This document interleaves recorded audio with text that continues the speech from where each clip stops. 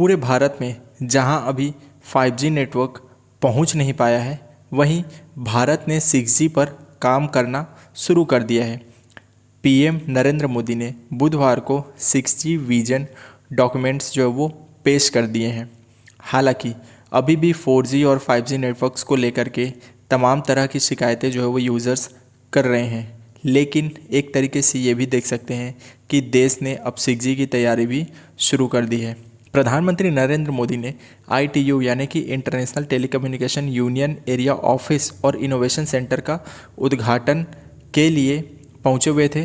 प्रधानमंत्री नरेंद्र मोदी ने 6G vision documents के साथ में 6G research and development test bed भी जो है वो लॉन्च किया है। इसके साथ ही उन्होंने इस डिकेड को भारत का टेक एड बताया है। इसके साथ सवाल यह आता है कि 6G टेस्ट बेड का फ़ायदा क्या होगा। तो आप लोगों को बता दूं कि 6G टेस्ट बेड की मदद से इंडस्ट्री, एकेडमिक इंस्टीट्यूट्स और दूसरे प्लेटफॉर्म्स को आने वाली टेक्नोलॉजी यानी कि विकसित हो रही टेक्नोलॉजी को जो वो हम पूरी तरीके से टेस्ट कर सकेंगे। 6G टेस्ट बेड देश को इनोवेशन हब इनेबल करने में मदद करेगा। अब यहाँ पर सवाल ये भी उठता है कि क्या 5G से आखिर में 6G कितना तेज़ होगा। तो आप लोगों को बताना चाहेंगे कि 5G के मुकाबले 6G की स्पीड निश्चित तौर पर बढ़ेगी, लेकिन 6G का मतलब सिर्फ इतना ही नहीं कि ये नेक्स्ट जनरेशन टेलीकम्युनिकेशन होगा, बल्कि आपको इससे फास्ट इंटरनेट के साथ साथ बेहतर कनेक्टिविटी भी मिलेगी। हालांकि ये टेक्नोलॉजी अभी शुरुआती फेज़ पर है, जिस पर सवाल ये भी आता है कि इन चीज़ों से क्या स्पीड वाकई बढ़ जाएगी। तो हाँ, 5G पर मैक्सिमम स्पीड जो वो 10 GB तक की हासिल की जा सकती है, जबकि 6G नेटवर्क्स पर 1 टेराबाइट पर सेकेंड तक की स्पीड प्राप्त की जाएगी। यानी कि 6G के अगर 5G के मुकाबले किया जाए तो 100 गुना जो वो सबसे ज़्यादा स्पीड मिलेगी। वहीं अगर हम बात करें 1 TB स्पीड के मायने क्या होते हैं, तो आप लोगों को साधारण भाषा में मैं ये समझाना चाहूँगा कि इस स्पीड का मतलब आपको बहुत सारा कंटेंट जो चुटकियों में डाउनलोड करने को मिलेगा।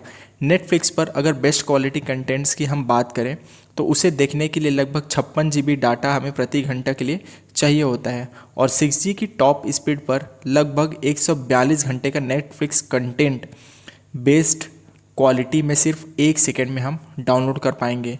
वहीं अगर हम बात करें इनमें एक्सपर्ट्स की राय की आखिर में क्या होता है, तो नोकिया के प्रेसिडेंट पेक्का लैंडमार्क का मानना है कि 6G आने के बाद स्मार्टफोन पूरी तरीके से ख़त्म हो जाएंगे और तब तक बहुत कुछ हमारे जीवन में बदल चुका होगा।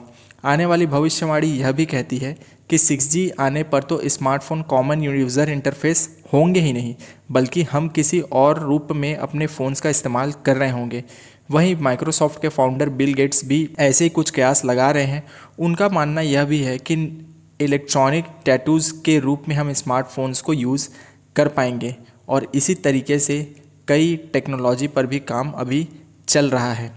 तो मैं उम्मीद करता हूँ कि इस वीडियो में आप समझ गए होंगे कि आखिर में 6G को लेकर के भारत इतना दिलचस्पी क्यों दिखा रहा है। ऐसे ही अन्य अपडेट्स के लिए आप हमारे चैनल को सब्सक्राइब कर सकते हैं। नीचे दिखाई दे रहे बेल आइकन को भी प्रेस कर दीजिएगा, ताकि मैं जब भी वीडियो पोस्ट करूँ आपको नोटिफिकेशन मिलता रहे, और इसी तरीके से हम एक दूसरे के साथ में नॉलेज भरी बातें शेयर करते रहें। तब तक के लिए Jai Hind, good bye, signing of.